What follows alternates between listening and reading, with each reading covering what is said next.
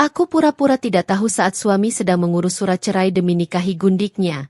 Diam-diam kuambil seluruh hartaku supaya suami miskin tak berkutik.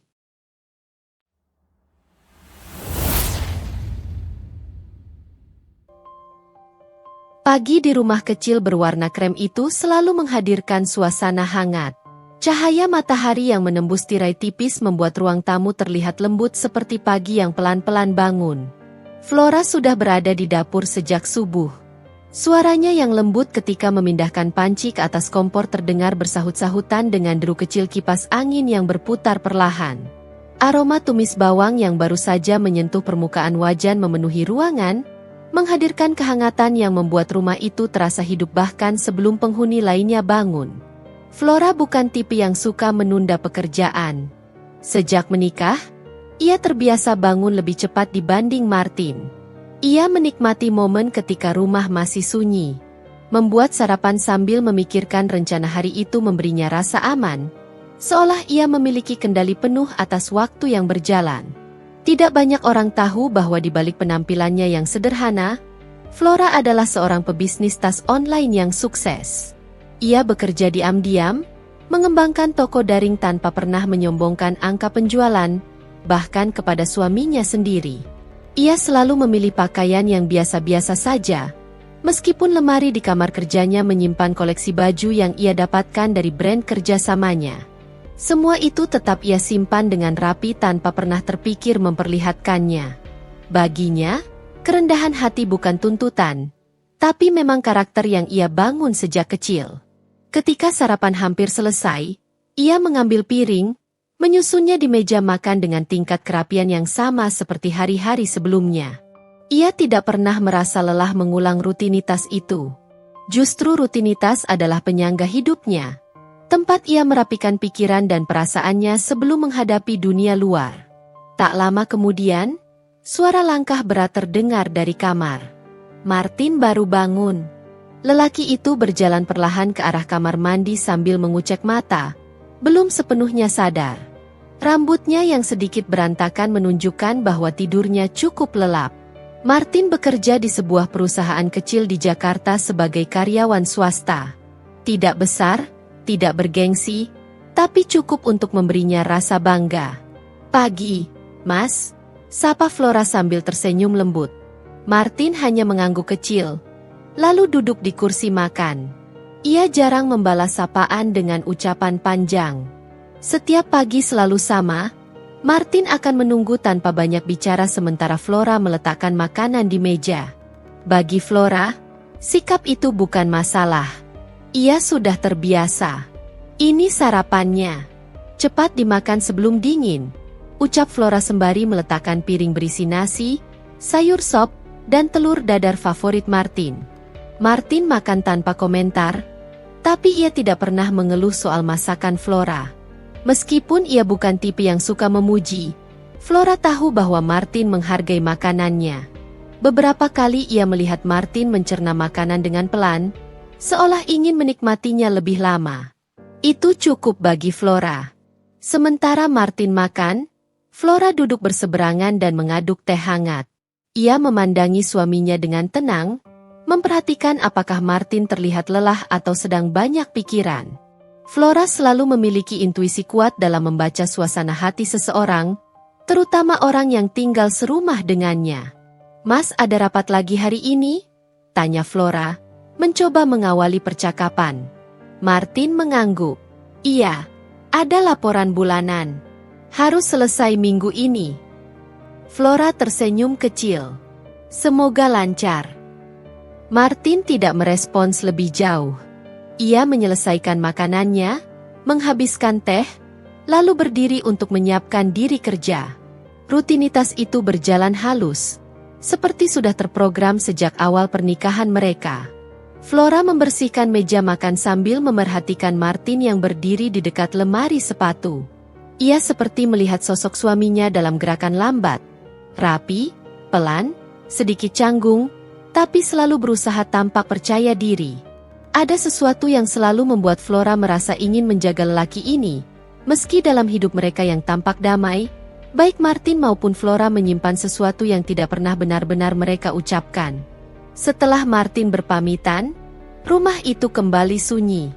Flora mengunci pintu lalu berjalan menuju kamar kerjanya yang terletak di ruangan kecil dekat dapur. Di ruangan itulah ia mengelola bisnis tas online yang sudah bertahun-tahun ia bangun. Tidak ada yang menyangka seorang perempuan berpenampilan sederhana seperti Flora memiliki omzet yang cukup besar setiap bulannya. Ia tidak pernah menunjukkan tanda-tanda kekayaan. Rumah itu dipilih bukan karena Flora tidak mampu membeli yang lebih mewah, tapi karena ia tidak ingin menimbulkan prasangka apapun.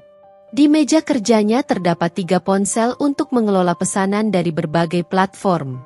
Flora membuka salah satu ponsel, melihat jumlah notifikasi yang menumpuk. Ia duduk, menarik napas, lalu mulai membalas pesan satu persatu.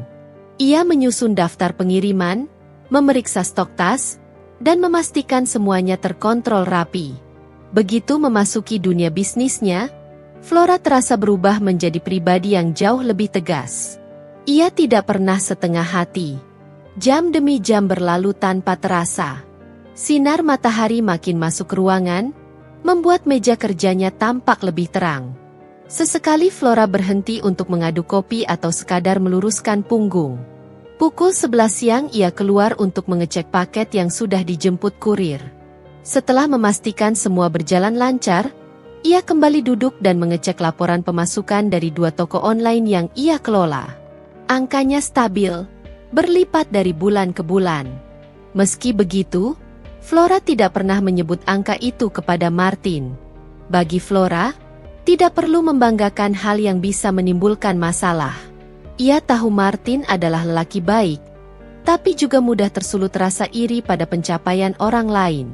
Ia sangat berhati-hati menjaga ketenangan rumah tangga. Sore hari, ketika matahari mulai turun, Flora merapikan meja kerjanya. Ia sudah menyiapkan bahan untuk makan malam.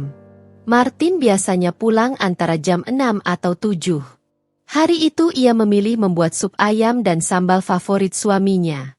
Ia ingin Martin pulang dengan suasana nyaman, seperti biasa. Namun, ketika jam dinding menunjukkan lewat pukul 8, Martin belum pulang. Flora duduk di ruang tengah sambil memainkan ponselnya.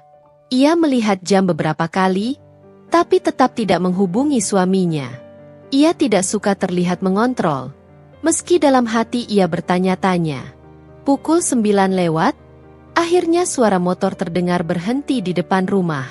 Flora berdiri dan menghampiri Martin yang masuk dengan wajah sedikit letih. "Kok pulangnya malam sekali?" tanya Flora lembut. "Lembur," jawab Martin singkat. Tidak ada senyum, tidak ada kehangatan. Martin langsung masuk kamar mandi tanpa bilang apapun. Flora hanya mengangguk dan kembali ke dapur. Ia memanaskan sup ayam dan menunggu Martin duduk di meja makan. Tak lama kemudian Martin keluar. Rambutnya masih basah, dan ia duduk tanpa banyak bicara. Flora menyajikan makanan dan duduk menemaninya. Mereka makan dalam diam. Flora sesekali memandang Martin, berusaha membaca perubahan kecil di wajahnya. Namun tidak ada tanda apapun selain kelelahan. Setelah makan, Martin masuk kamar dan tidur lebih cepat dari biasanya. Flora duduk di ruang tamu lebih lama, merapikan barang-barang yang sebenarnya sudah rapi. Ia sering melakukan itu ketika pikirannya sedang penuh. Tidak ada hal besar, tapi ada perasaan seperti akan ada sesuatu yang berubah, meski ia belum bisa menebaknya. Ia memandangi pintu kamar yang tertutup. Untuk sesaat, ia merasakan jarak yang tidak pernah ada sebelumnya. Namun ia tidak ingin menduga yang tidak-tidak. Baginya, rumah tangga dibangun dengan saling percaya. Dan selama Martin belum mengucapkan apapun, ia memilih untuk tetap tenang. Malam semakin larut. Lampu di ruang tengah hanya menyisakan cahaya redup. Flora akhirnya masuk kamar dan berbaring di samping Martin. Ia menatap suaminya yang sudah tertidur lelap. Wajahnya tampak damai. Tidak ada tanda bahwa dalam beberapa bulan ke depan, kehidupan tenang ini akan berubah total. Pagi di kantor tempat Martin bekerja selalu dimulai dengan hiruk-pikuk sederhana yang khas. Suara printer yang menyala terlalu cepat, tumpukan dokumen yang pindah meja, dan langkah karyawan yang tergesa karena takut terlambat absen. Perusahaan kecil itu tidak memiliki prestise besar. Namun suasananya penuh rutinitas yang membuat orang mau tidak mau ikut hanyut di dalamnya. Martin tiba sekitar pukul 8:10. Ia menaruh tas kerjanya di meja, melepas jaket dengan gerakan cepat, dan menghadap layar komputer yang masih gelap. Setelah menekan tombol power, ia menghela napas seolah hari sudah sangat panjang padahal baru dimulai. Di sekelilingnya, beberapa rekan kerja menyapa singkat, namun Martin hanya membalas dengan anggukan kecil. Ia memang bukan tipe yang suka banyak bicara. Hari itu ia mendapatkan tugas untuk mengantar data kehadiran karyawan ke ruang HRD. Tugas itu sebenarnya sederhana, namun Martin selalu membutuhkan waktu untuk membenahi berkas agar tidak terkesan ceroboh ketika sampai di tangan bagian HRD. Ia tahu bagian itu cukup ketat dalam administrasi. Sambil merapikan tumpukan kertas, ia sempat melihat jam. Jika ia terlalu lambat, HRD akan sibuk dan tidak sempat memproses datanya. Ia berdiri dari kursi, meraih map hijau yang sudah terisi penuh, lalu berjalan keluar ruangan. Koridor yang mengarah ke HRD tidak panjang, namun selalu terasa sunyi, berbeda dengan divisi lain yang sibuk. Saat Martin mengetuk pintu HRD, suara perempuan terdengar dari dalam. "Masuk saja." Martin membuka pintu perlahan. Suara AC mendengung pelan di ruangan berwarna putih bersih itu. Di balik meja panjang, seorang perempuan sedang duduk menatap layar komputer. Rambutnya panjang terurai, rapi seolah tiap helainya sudah dihitung.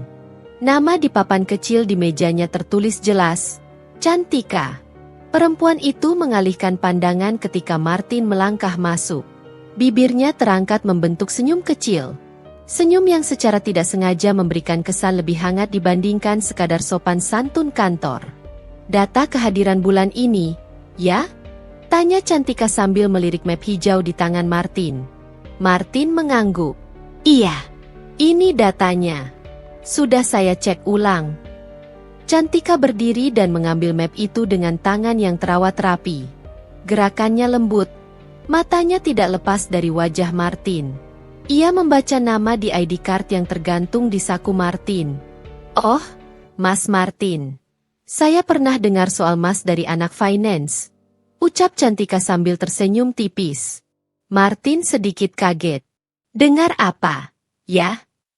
"Katanya Mas orangnya rapi dan jarang bikin data salah," jawab Cantika sambil berjalan kembali ke meja. Jarang ada karyawan yang secermat itu. Martin tidak tahu harus menanggapi bagaimana. Ia hanya berdiri canggung sambil memegangi lengannya sendiri. Jarang sekali ia mendapat pujian di tempat kerja. Kebanyakan orang menganggapnya biasa saja. Cantika melihat ekspresi itu dan tersenyum lebih lebar. Senyum yang membuat matanya sedikit mengecil seperti seseorang yang menikmati pemandangan menarik. Sejak pertama Martin masuk, ia langsung menyadari sesuatu. Lelaki ini tidak seperti kebanyakan karyawan lain yang sering mencoba menarik perhatiannya. Sopan, pendiam, dan punya aura polos yang mudah dipengaruhi. Aura seperti itu adalah tipe yang membuat Cantika merasa mudah mendekatkan diri. "Mas sering antar data ke sini?" tanya Cantika sambil membuka halaman pertama map. "Seminggu sekali," jawab Martin. "Tergantung kebutuhan." Cantika mengangguk pelan. Matanya fokus pada data, tapi senyumnya belum hilang.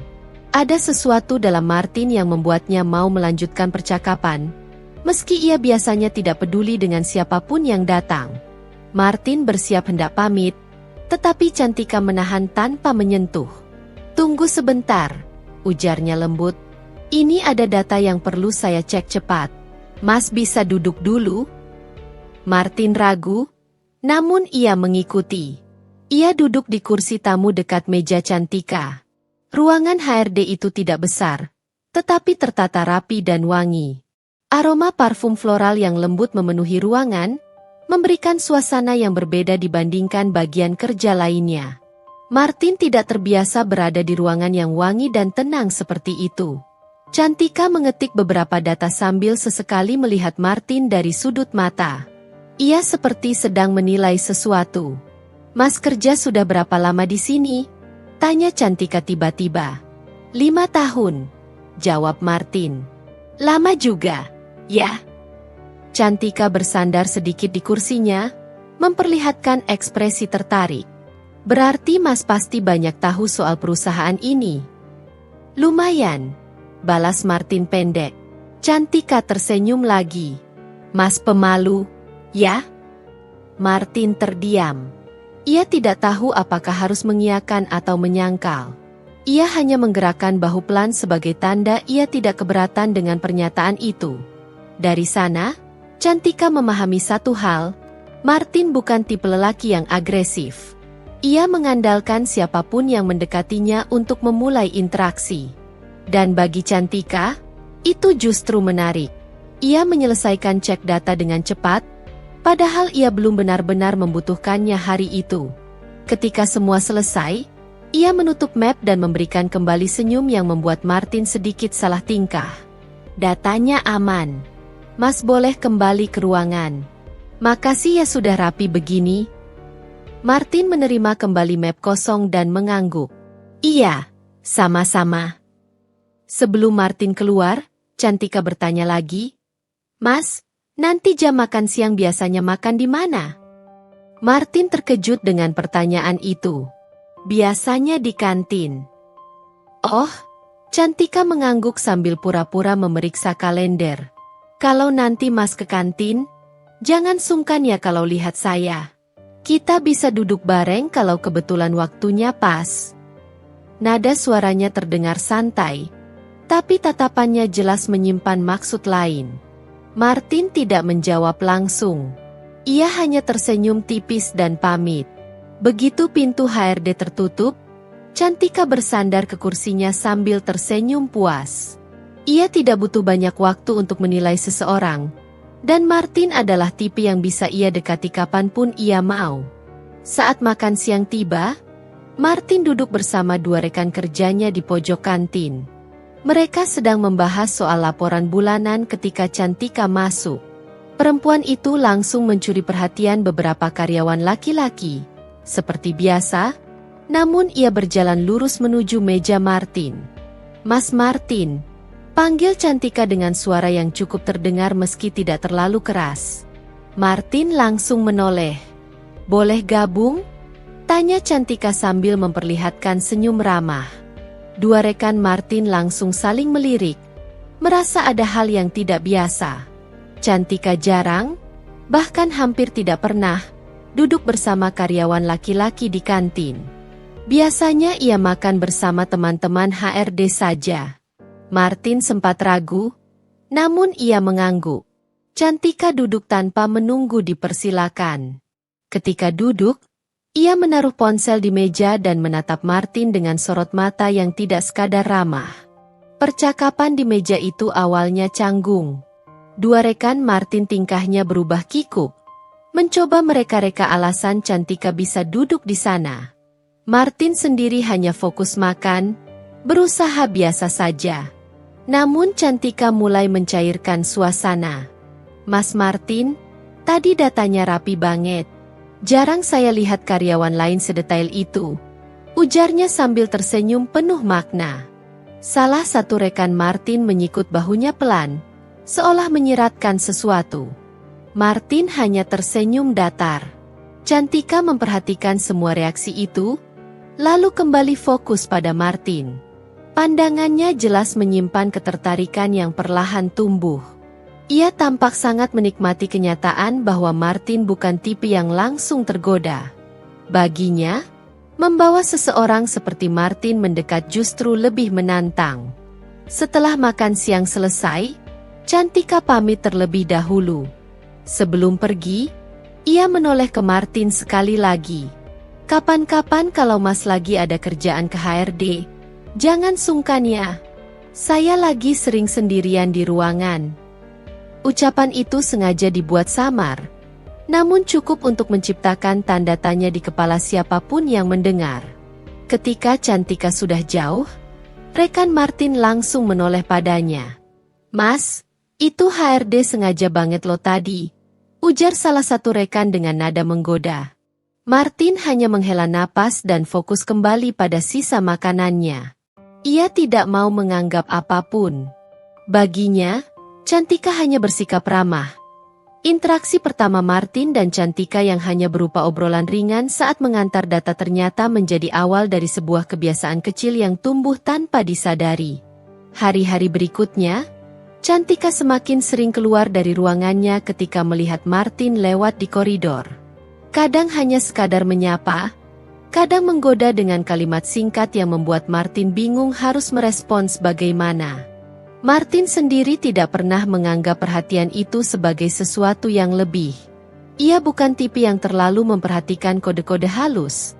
Apalagi dari seorang perempuan yang dikenal cukup cantik dan terkenal di kantor.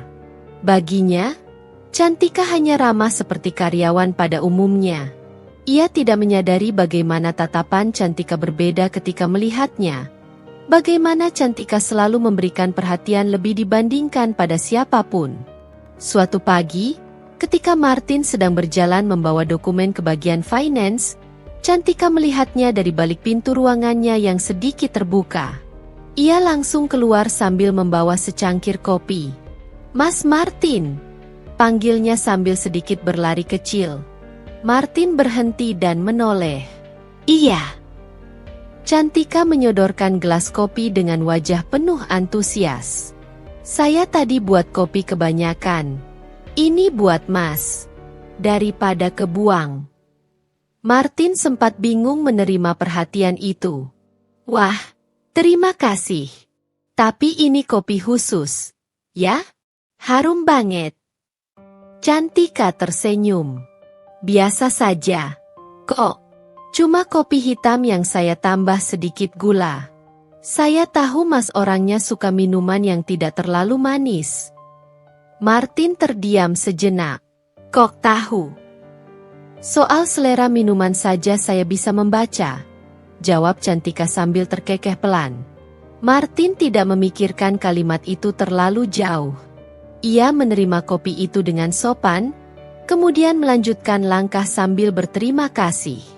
Namun di belakangnya, Cantika tersenyum puas. Kebiasaan-kebiasaan kecil seperti ini, baginya, adalah langkah awal yang penting. Ia tahu cara membuat seseorang terbiasa akan kehadirannya. Siang hari tiba, dan seperti biasa kantin penuh. Martin duduk di meja pojok bersama dua rekannya. Baru beberapa menit mereka mulai makan, Cantika masuk. Ia langsung melirik sekeliling, kemudian mengarahkan langkah ke arah Martin. "Mas Martin," ujarnya sambil menarik kursi. "Saya gabung lagi ya? Tempat lain penuh." Tak ada yang benar-benar penuh.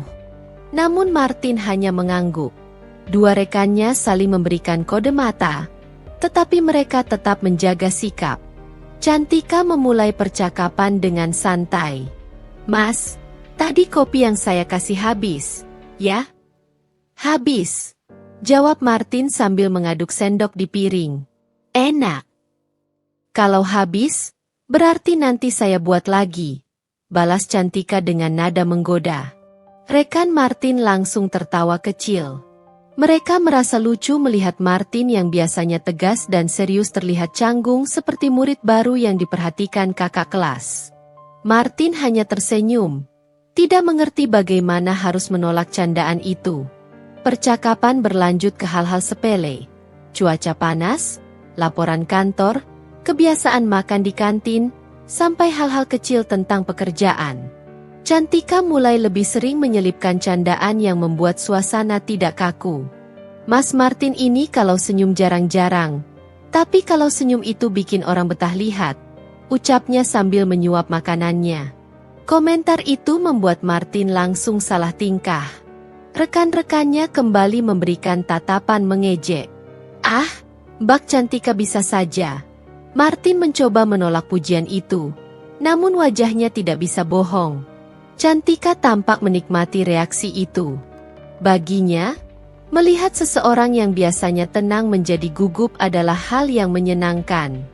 Semakin lama ia semakin sering mengarahkan candaan pada Martin. Setiap kali Martin kembali ke ruang kerja, dua rekannya selalu punya bahan untuk mengusiknya.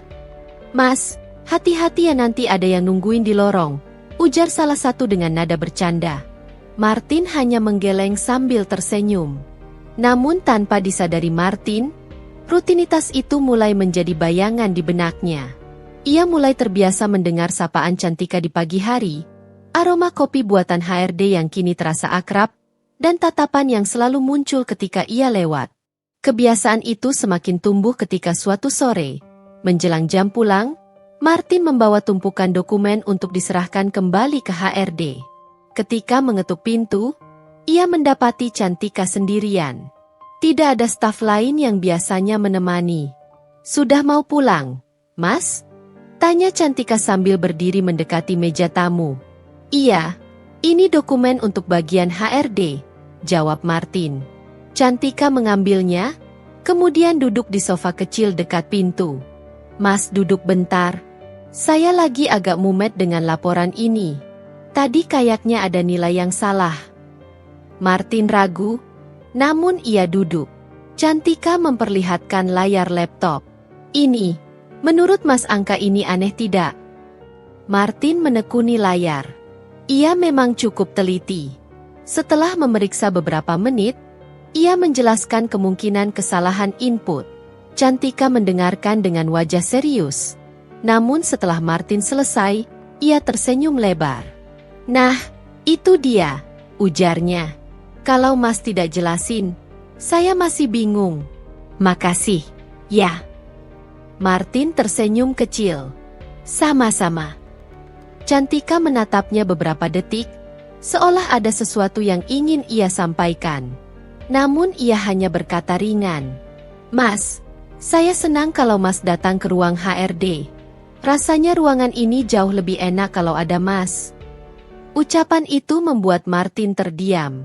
Ia tidak merasa kata-kata itu berat, tapi ada getaran halus yang tidak bisa ia jelaskan. Cantika menahan senyumnya, puas melihat reaksi lelaki itu. Ketika Martin hendak pulang, Cantika ikut berdiri. "Mas, hati-hati di jalannya." "Ya," jawab Martin. Kebiasaan itu terjadi hari demi hari. Candaan dari Cantika semakin intens, namun tetap dalam batas kesopanan yang samar. Martin mulai merasa kehadiran Cantika sebagai bagian dari ritme harinya. Sementara dua rekan kerjanya semakin yakin bahwa HRD memang sedang mendekatinya. Namun di sisi lain, Flora sama sekali tidak mengetahui perubahan kecil yang terjadi di kantor. Ia sibuk dengan bisnis tas online-nya, memproses pesanan, mengatur gudang kecil di rumah, dan mengemas barang dengan telaten. Ia percaya penuh pada Martin, karena selama ini Martin adalah suami yang pulang tepat waktu dan tidak bermasalah. Sementara itu, Cantika diam-diam merasa usahanya mulai berhasil.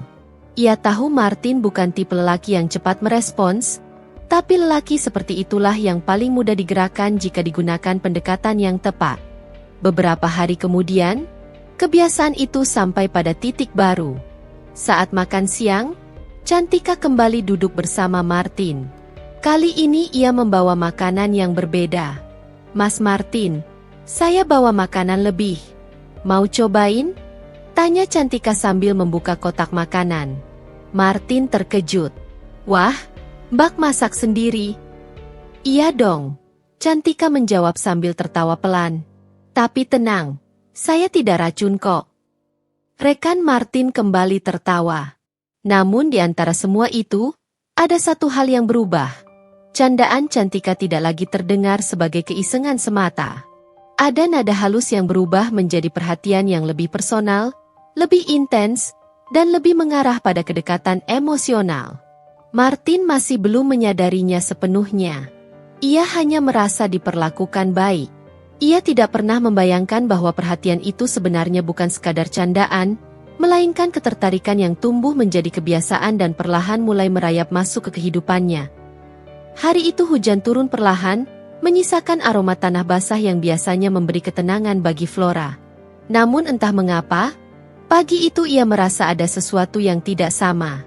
Martin yang biasanya bangun lebih dulu, memanaskan air, dan menyiapkan kopi sederhana untuk mereka berdua, kini tampak tergesa-gesa sejak membuka mata. Ia bahkan tidak sempat mandi, Hanya mencuci muka lalu buru-buru mengenakan kemeja yang belum disetrika dengan rapi. "Mas buru banget?" tanya Flora sambil melirik jam dinding yang belum menunjukkan pukul 7. Martin menjawab tanpa menoleh. "Banyak kerjaan." Itu jawaban yang terdengar biasa, tapi nada dan cara penyampaiannya berbeda. Terdengar seperti ingin mengakhiri percakapan. Flora memerhatikan gerak-geriknya. Martin bahkan tidak menyentuh roti panggang yang sudah ia siapkan. Padahal biasanya, meski terburu-buru, Martin selalu menyempatkan diri mengambil sepotong. Rupanya pagi ini ia tidak tertarik sama sekali. "Awas macet lo," ujar Flora lagi, mencoba mencairkan suasana. Jawab Martin pendek, sebelum ia mengambil kunci motor dan pergi tanpa menatap wajah istrinya. Pintu tertutup. Flora terpaku beberapa detik. Ada sesuatu yang berubah. Ia tidak bisa menjelaskan secara pasti. Tetapi bertahun-tahun bersama Martin membuatnya peka terhadap sikap kecil yang tidak wajar. Di kantor, Martin memang tampak sibuk. Tetapi bukan sibuk yang seperti biasanya. Ia terlihat gelisah sepanjang hari. Perubahan itu muncul sejak Cantika mulai berani menunjukkan perhatian kecil kepadanya. Awalnya perhatian itu terasa seperti sekadar basa-basi. Sekarang, semakin hari, semakin personal. "Mas Martin bawa bekal lagi? Kemarin juga bawa ya?" tanya Cantika sambil menyodorkan senyum manis, seolah sedang mengamati sesuatu yang menarik. Martin menutup kotak makan siangnya cepat. "Iya, istri saya yang masak." Cantika menatapnya sedikit lebih lama dari yang seharusnya. "Beruntung banget ya Mas punya istri yang perhatian. Tapi Mas, sepertinya jarang senyum sekarang. Capek kerja?" Martin tersentak halus. "Kok tahu saya jarang senyum?" "Soalnya saya perhatiin," jawab Cantika sambil tertawa kecil, tanpa rasa bersalah sedikit pun. Kalimat itu membuat Martin diam beberapa detik. Lalu ia tersenyum tipis. Senyum yang tidak pernah ditunjukkan pada istrinya sejak beberapa hari terakhir. Perhatian itu memunculkan sesuatu di dalam dirinya. Sesuatu yang mengusik. Martin bukan pria yang haus pujian. Tapi perhatian lembut yang diberikan Cantika terasa berbeda. Hangat, manis, dan mendekati. Cantika mulai sering mengirim pesan singkat. Mulai dari hal kecil, seperti mengingatkan jam pulang, hingga hal-hal remeh seperti, "Jangan lupa makan, nanti sakit." Pesan-pesan yang awalnya terlihat biasa itu perlahan menjadi rutinitas. Dan Martin, dengan cepat terbiasa membacanya. Flora mulai merasakan jarak di rumah. Jarak itu tidak tampak besar, tetapi terasa cukup untuk membuat dada terasa sesak. Dulu, setiap Flora pulang lebih malam karena harus mengecek stok barang di gudang operasionalnya, Martin akan menyambutnya dengan wajah lega. Namun sekarang, setiap kali Flora pulang, Martin hanya mengangguk sebentar lalu berpura-pura sibuk dengan ponselnya. "Mas lagi lihat apa?" tanya Flora sekali waktu. Martin cepat menurunkan layar ponselnya. "Kerjaan." Jawaban yang sama, kata yang sama, nada yang sama. Namun bedanya, kali ini Martin tidak membiarkan Flora mendekat sama sekali. Flora tidak ingin curiga. Ia percaya pada suaminya. Tetapi tubuh Martin seperti memberi sinyal lain. Seolah tangannya tidak ingin disentuh. Seolah rumah bukan lagi tempat yang ia rindukan. Saat makan malam, Martin tampak lebih sibuk memperhatikan ponsel daripada makanan. Jari-jarinya terus bergerak, mengetik balasan dengan cepat. "Mas, makan dulu. Nanti dingin," kata Flora sambil mengangkat piringnya mendekat. "Iya," jawab Martin tanpa menatap. Flora masih menunggu. 5 detik. 10 detik. 15 detik. Martin tetap tidak meletakkan ponselnya. Ia mencoba melihat sekelebat layar ponsel itu. Namun Martin buru-buru mengunci layar sebelum tangannya selesai mengetik. Sikap itu menimbulkan lubang kecil dalam hati Flora. Namun ia menahannya. Ia menenangkan diri sambil menghela napas panjang. "Jangan berpikiran buruk. Jangan terburu-buru menuduh. Mungkin Martin hanya sedang stres. Ia mencoba berpikir positif, padahal dalam dirinya, suara lain berkata, ada yang disembunyikan. Di kantor, perubahan Martin semakin jelas terlihat. Ia jadi lebih sering ke ruangan HRD dengan alasan menyelesaikan administrasi. Sementara sebagian pegawai tahu, pekerjaan administrasi Martin tidak pernah sebanyak itu. Kedatangan Martin ke ruang HRD bukan lagi hal yang kebetulan. Ia seakan mencari alasan untuk bertemu Cantika. Bahkan saat hendak menyerahkan berkas yang sebenarnya bisa dikirim lewat email, Martin tetap memilih untuk datang langsung. Mas Martin rajin banget ke sini, ujar Cantika sambil tersenyum. Biar saya yang ambil berkasnya ke meja Mas juga bisa kok. Nggak apa-apa. Biar sekalian jalan, jawab Martin pelan. Mas kayaknya makin sering merapikan rambut ya? Cantika menimpali sambil mengamati sisi kiri rambut Martin. Martin tercekat dan menggaruk belakang lehernya. Ia belakangan ngerasa kayak berantakan terus. Justru sekarang rapi banget. Cocok. Martin memalingkan wajah, tapi tidak bisa menutupi senyum kecil yang muncul begitu saja. Flora mulai sering terbangun tengah malam. Bukan karena suara apapun, tetapi firasatnya membuat tidurnya tidak tenang. Martin sering tidur membelakangi dirinya. Biasanya ia tidur sambil menggenggam tangan Flora. Namun kini punggungnya seolah menjadi dinding. Flora memandang tubuh suaminya yang terbaring berselimut tipis. Ia ingin menyentuh bahu Martin. Bertanya apakah ia kelelahan. Ingin memastikan bahwa semuanya baik-baik saja. Namun setiap kali Flora mengangkat tangan, ia mengurungkannya. Ada rasa takut. Takut Martin akan menepisnya. Takut mendengar jawaban yang tidak ingin ia dengar. Takut tentang apapun yang ia rasa sedang berubah. Perubahan lain pun muncul. Martin tidak lagi tertawa besar di ruang tamu saat menonton acara favoritnya. Ia semakin sering pulang larut dengan alasan lembur. Kadang pulang tanpa menjelaskan apapun. Flora masih tetap menyiapkan makanannya, meski tahu pada akhirnya makanan itu hanya akan menjadi sisa. Mas lembur terus sekarang? Flora bertanya suatu malam ketika jam sudah hampir menunjuk tengah malam. Martin baru membuka pintu dengan bau parfum baru yang belum pernah ia cium sebelumnya. Kerjaan lagi banyak. Mas pakai parfum baru? HM? Oh, dari kantor. Ada yang ulang tahun tadi, dapat souvenir. Flora mengangguk, tetapi hatinya kembali berdenyut aneh. Parfum itu terlalu wangi untuk ukuran souvenir kantor. Dan aromanya, aroma feminin yang mahal. Tetapi Flora hanya mengangguk lagi, menahan pertanyaan yang hampir meluncur. Hari itu hujan turun lebih deras daripada biasanya, meninggalkan jejak air di sepanjang sisi jendela kantor tempat Martin bekerja. Suara rintiknya terdengar jelas, tetapi bagi Martin, suara itu seakan hilang ditelan pikiran yang melayang ke tempat lain. Kantor terasa lengang menjelang senja, sebagian besar karyawan sudah pulang. Namun dua orang masih bertahan, Martin dan Cantika. Cantika berdiri di dekat mesin fotokopi dengan berkas-berkas di tangannya. Sementara Martin memeriksa beberapa dokumen yang katanya harus segera diselesaikan. Padahal jika dipikir-pikir, pekerjaan itu tidak seharusnya dikerjakan pada jam yang sudah lewat seperti ini. Mas, masih banyak yang harus dikerjakan? Tanya Cantika sambil menyandarkan tubuh di meja, memperhatikannya dengan tatapan yang sulit diartikan. Martin menghela napas. Nggak banyak sih, tapi kepala lagi penuh. Penuh sama apa? Cantika mendekat perlahan, suaranya lebih lembut dari biasanya. Martin tidak langsung menjawab. Ia hanya menatap layar komputer yang kosong, seolah mencari jawaban dari halaman putih yang tidak memberikan apapun. Lalu tanpa ia sadari, Cantika sudah berada di sampingnya, cukup dekat untuk membuatnya gugup.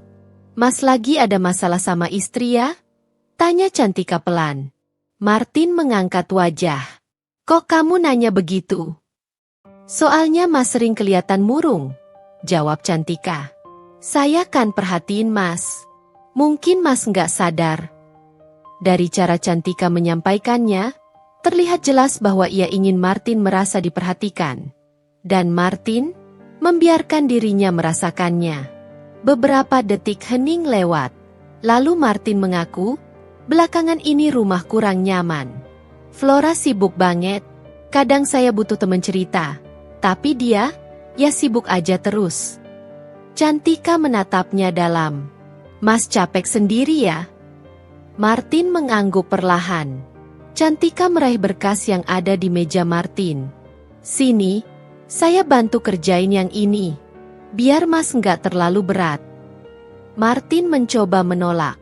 Nggak usah, itu kerjaan saya. Gak apa-apa, Mas. Saya ikhlas kok, ujar Cantika sambil tersenyum tipis. Kali ini Martin tak lagi menahan. Ia menyerahkan sebagian dokumen itu. Dan saat Cantika duduk di sampingnya, jarak mereka benar-benar dekat. Terlalu dekat. Senja berubah menjadi malam.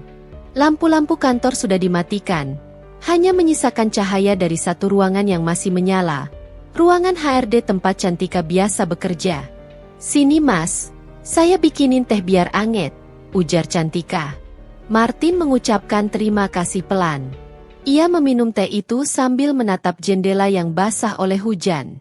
Tak lama kemudian, Cantika duduk di sampingnya lagi. Tetapi kali ini ia meletakkan tangan di permukaan meja, dekat dengan tangan Martin. Mas, panggilnya lembut. Kalau capek, ngomong aja ke saya. Martin menelan ludah. Tatapan Cantika membuatnya sulit berkonsentrasi. Ada sesuatu yang mengalir dari sorot matanya. Sesuatu yang mengajak, yang membujuk, yang memberi ruang bagi Martin untuk berlabuh. Cantika. Martin mencoba berbicara, tetapi suaranya goyah. Cantika menatap langsung ke matanya. Saya cuma pengen ada buat Mas. Saya lihat Mas lelaki baik. Jarang ada laki-laki kayak Mas sekarang. Ucapan itu menghantam Martin dengan cara yang tak terduga. Sanjungan itu mengisi ruang kosong yang selama ini ia rasakan ketika jarak dengan Flora semakin lebar. Rasa dihargai yang sempat hilang kini kembali hadir di hadapan seseorang yang bukan istrinya. Dan disinilah kesalahan itu mulai menjadi nyata. 1 sentimeter jarak berubah menjadi tidak ada. Cantika meraih tangan Martin, mengusapnya pelan. Martin seharusnya menarik tangannya. Seharusnya menolak. Tetapi ia tidak melakukannya. Ia membiarkan sentuhan itu. Ia membiarkan dirinya jatuh lebih dalam. Dan saat Cantika semakin mendekat, Martin tidak bergerak menjauh. Tatapan mereka bertemu. Napas mereka saling bersentuhan. Mas, bisik Cantika. Martin akhirnya melangkah melewati batas yang selama ini ia jaga. Ia mencium Cantika. Pada saat yang sama, Flora berada di rumah. Ia sedang membungkus pesanan pelanggan, mengecek kondisi tas, memastikan detailnya sempurna. Tangannya tetap bekerja, tetapi pikirannya terus kembali pada sikap Martin yang akhir-akhir ini membuatnya cemas. Ia mengambil ponselnya, berniat mengirim pesan. Mas, hati-hati. Jangan pulang terlalu malam. Namun sebelum ia mengetik, ia menatap layar ponsel itu lama. Kenapa aku harus bertanya seperti ini? Kenapa aku harus menunggu? Kenapa aku takut? Pertanyaan itu muncul tanpa permisi. Flora akhirnya memutuskan untuk tidak mengirim apapun. Jika Martin ingin pulang terlambat, ia akan pulang terlambat tanpa perlu pertanyaan darinya. Waktu menunjukkan pukul 10 malam saat Martin akhirnya pulang. Flora tidak menegurnya, hanya menatapnya dari sofa. Tatapannya bukan curiga, tetapi mempertanyakan. Martin tampak kaget melihat Flora masih terjaga. Ia menyembunyikan kegugupan kecilnya. Kamu belum tidur? Tanya Martin. Flora tersenyum tipis. Nungguin Mas. Martin menelan ludah. Aroma tubuhnya masih menyimpan jejak wangi lembut yang bukan dari rumah ini. Namun Flora tidak mengatakan apa-apa. Mas mandi dulu, ujar Flora. Martin mengangguk. Tetapi ia tidak melihat mata istrinya lebih lama dari 2 detik. Seolah takut. Dan ketakutan itu semakin membuat Flora yakin bahwa Martin sedang menyimpan sesuatu. Esoknya, di kantor, Cantika bertemu Martin lagi. Kali ini tatapannya berbeda. Lebih penuh kepemilikan. Lebih yakin. Seakan apapun yang terjadi semalam telah mengikat mereka. "Mas tidur nyenyak?" tanya Cantika dengan senyum yang sulit disembunyikan. Martin mengangguk pelan. "Lumayan." "Mas mikirin yang semalam?" Cantika mendekat. Suaranya sangat rendah. Martin memejamkan mata sesaat. Ia tahu ia seharusnya mundur. Namun jam demi jam sejak semalam, ia tidak berhenti memikirkan momen itu. Dan itu membuatnya rapuh. "Iya, kepikiran," jawab Martin akhirnya. Cantika tersenyum puas. "Aku juga." Ucapan itu memicu sesuatu dalam diri Martin. Perasaan salah masih ada. Tetapi seakan ditutupi oleh dorongan aneh untuk kembali merasakan kenyamanan yang diberikan Cantika. Perselingkuhan mereka bukan lagi sekadar kedekatan yang melanggar batas. Bukan lagi percakapan intens. Bukan lagi tatapan yang terlalu lama. Hari itu menjadi awal hubungan terlarang yang nyata. Cantika kini menjadi tempat Martin mempercayakan kegelisahannya. Tempat ia mencari pelarian. Sementara Flora menjadi rumah yang ia pulang sekadar untuk menunaikan kewajiban, bukan lagi tempatnya berbagi rasa. Martin tidak sadar bahwa langkahnya kini sudah memasuki titik berbahaya. Titik yang membuat seseorang bisa kehilangan segalanya. Sementara Flora belum tahu apa-apa. Malam itu hawa Jakarta terasa lebih pengap dari biasanya. Lampu-lampu jalan memantulkan cahaya kekuningan, menciptakan bayangan panjang yang mengikuti setiap langkah Martin menuju tempat parkir. Di balik raut wajahnya yang tampak biasa saja bagi orang lain, ada sesuatu yang sedang bergolak. Sesuatu yang selama ini ia pendam, tetapi kini mulai membesar karena pengaruh seseorang yang terus mengisi pikirannya, Cantika. 2 minggu sudah perselingkuhan mereka berjalan. Awalnya mencoba halus dan sembunyi-sembunyi, tetapi semakin hari keberanian Martin bertambah. Cantika terus mendorongnya untuk membuat keputusan besar, keputusan yang mengubah seluruh arah hidupnya. "Mas, kalau kita mau bahagia, semuanya harus jelas," kata Cantika suatu malam saat mereka bertemu diam-diam di sebuah kafe di belakang gedung kantor. Nada suaranya lembut, tetapi tekanan dalam kalimatnya sangat terasa. "Jelas gimana?" Martin mencoba berpura-pura tidak paham. Cantika menatapnya lurus, seakan memaku hati Martin pada posisinya. "Mas harus pilih. Mau lanjut sama Flora yang tidak pernah ada buat Mas, atau mau hidup nyaman dan bahagia sama aku?" Martin terdiam. Kalimat itu menusuk lebih dalam daripada yang ia kira. Cantika menggeser tubuhnya lebih dekat. "Flora itu sibuk terus. Bahkan Mas pernah cerita, dia nggak pernah tahu apa yang Mas mau, kan? Nggak perhatian. Nggak lihat kebutuhan Mas." Martin menunduk. Dalam diam, ia membenarkan perkataan itu, meski faktanya lebih kompleks dari sekadar tidak diperhatikan.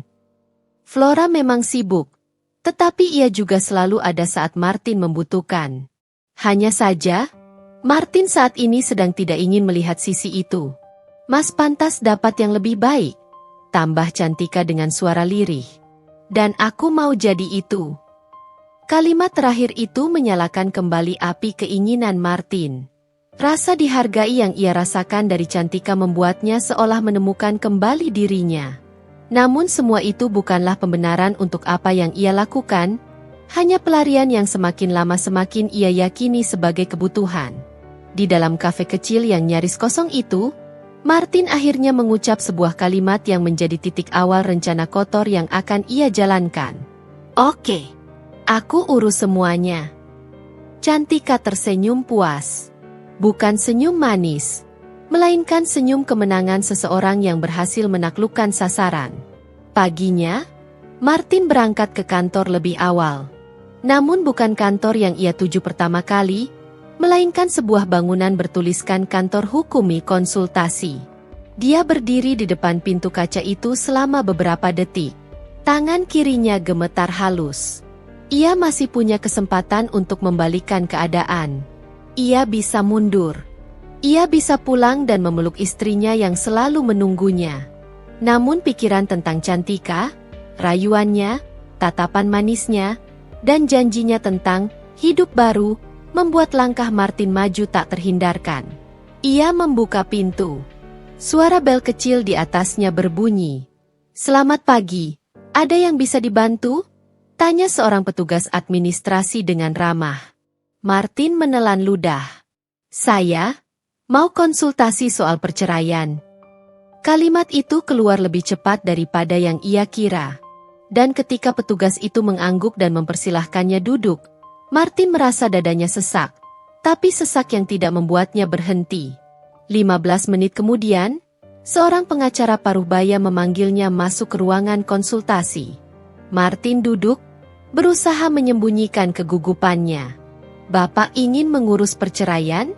Sudah siap dengan alasan dan dokumennya?" tanya sang pengacara. Martin mengangguk pelan. "Iya, saya mau cerai dari istri saya." "Apakah ada kekerasan? Perselisihan besar? Atau?" sang pengacara menunggu. Martin menunduk malu. Ia tidak punya alasan logis. Tidak ada pertengkaran besar. Tidak ada penyebab yang dapat ia jadikan dasar kuat. Tidak ada hal besar. Cuma, sudah nggak cocok. Pengacara itu menghela napas, tetapi ia tetap profesional. Kalau begitu prosesnya bisa, tapi akan makan waktu. Apalagi kalau pihak istri tidak mau. Martin terdiam sejenak. Saya rasa, dia tidak akan menolak. Ia yakin itu. Flora selalu lembut. Tidak pernah melawan. Tidak pernah marah. Ia mengira Flora akan menangis, lalu menyerah. Betapa salahnya ia nanti. Saya siapkan draft permohonannya. Bapak tinggal datang lagi untuk tanda tangan, kata sang pengacara. Martin mengangguk. Ada rasa puas yang muncul, tetapi rasa itu segera tertelan oleh sesuatu yang lain, kekosongan. Sementara itu di rumah, Flora menyelesaikan proses pengecekan stok tas baru. Ia sedang merapikan data penjualan ketika ia secara tak sengaja melihat amplop coklat terlipat di meja rias Martin. Biasanya Martin tidak meninggalkan dokumen pribadi di sana. Hanya dompet atau kunci. Flora membuka amplop itu perlahan. Hanya ingin tahu, bukan curiga. Tetapi saat ia membaca baris demi baris isi surat di dalamnya, tubuhnya menegang. Permohonan perceraian, ia membaca lebih dalam. Ada nama Martin. Ada nama dirinya. Ada penjelasan alasan yang dibuat-buat. Flora memegang kertas itu lama. Jari-jarinya tak bergerak. Tetapi napasnya berubah semakin pelan dan teratur. Bukan karena pasrah, tetapi karena ia sedang menahan badai yang ingin meledak dalam dirinya. Ia tidak menangis, tidak berteriak, tidak menghubungi Martin untuk bertanya kenapa, melainkan menarik napas dalam-dalam, meletakkan kertas itu kembali pada posisinya, lalu menutup amplop tersebut dengan hati-hati. Ia duduk lama di tepi ranjang, menatap lantai. 5 menit, 10 menit, 20 menit. Lalu Flora berdiri. Bukan sebagai istri yang putus asa, tetapi sebagai perempuan yang baru saja menyadari bahwa seseorang telah menyeberangi garis yang tidak seharusnya ia lewatkan. Ia menuju meja kerja kecilnya dan membuka laptop. Mata Flora tidak menunjukkan kesedihan. Hanya ketenangan yang sangat terkontrol, ketenangan milik seseorang yang sedang menyusun sesuatu dengan sangat teliti. Ia mulai membuka folder-folder yang selama ini tidak pernah disentuh Martin. Folder rekening, folder investasi, folder sertifikat rumah dan tanah, folder mutasi bank. Satu persatu ia periksa. Satu persatu ia hitung. Satu persatu ia catat.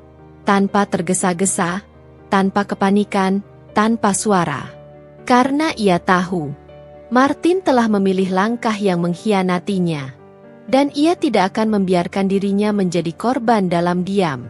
Tidak kali ini. Sementara itu, Martin kembali ke kantor bersama Cantika. Di kantin, mereka duduk di sudut yang agak tertutup.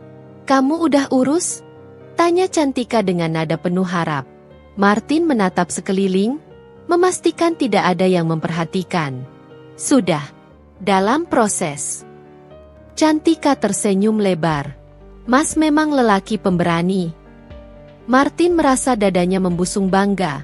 Bangga yang berasal dari pujian yang salah. "Kita tinggal menunggu waktu," lanjut Cantika sambil memainkan jarinya di meja, membuat Martin semakin tergoda. Martin mengangguk, benar-benar percaya bahwa ia sedang menjalani sesuatu yang benar. Flora mulai menyadari bahwa seluruh hidupnya tidak bisa lagi dibiarkan berjalan seadanya. Ia tidak mau hanya duduk menunggu kejutan pahit dari Martin, atau menghadapi wajah Cantika yang mungkin suatu saat berdiri dengan senyum puas di depan pintu. Hari-hari berikutnya menjadi titik ketika Flora memutuskan untuk bertindak lebih jauh, mempersiapkan diri sebelum badai itu benar-benar datang. Flora bangun lebih awal dari biasanya. Ada dorongan dari dalam dirinya untuk menata ulang seluruh aspek kehidupannya. Setiap jengkal rumah ia lihat sebagai tempat yang harus menjadi bukti ketenangannya, bukan kepahitan. Ia mulai dari kamar kerja kecil yang jarang dimasuki Martin.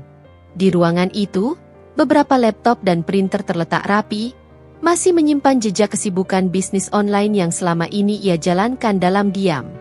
Ia menghidupkan laptop, menatap angka-angka penjualan yang terus stabil naik, dan mengatur ulang laporan agar lebih mudah dibuka jika sewaktu-waktu dibutuhkan. Ia tidak ingin ada celah yang membuat rencananya terbongkar. Semua pemasukan yang tercatat dengan rapi memberinya kekuatan, seolah ia sedang melihat pondasi baru yang makin kokoh dibangun. Siang harinya, ia menyiapkan beberapa dokumen penting. Sertifikat rumah yang selama ini atas namanya sendiri disimpan dalam folder khusus. Ia membuka kembali map berisi salinan-salinan surat legalitas usahanya dan memeriksa semuanya satu persatu. Tidak ada yang boleh terlewat, karena apa yang sedang ia jalani bukan hanya rencana kecil. Ini adalah persiapan besar untuk menyelamatkan masa depannya. Ia menghubungi seorang kenalan yang bekerja di bagian administrasi bank. Suaranya dibuat biasa saja agar tidak mencurigakan siapapun yang mungkin mendengar. Ia mengurus mutasi rekening besar-besaran, memindahkan sebagian uang dari beberapa rekening ke rekening cadangan yang selama ini jarang dipakai. Ini dilakukan secara bertahap agar tidak terlihat mencolok. Setiap langkah ia lakukan dengan ketenangan. Namun dalam kepalanya, semuanya terhitung sangat terencana. Setelah itu, Flora mulai memperbesar stok bahan baku untuk usaha tasnya.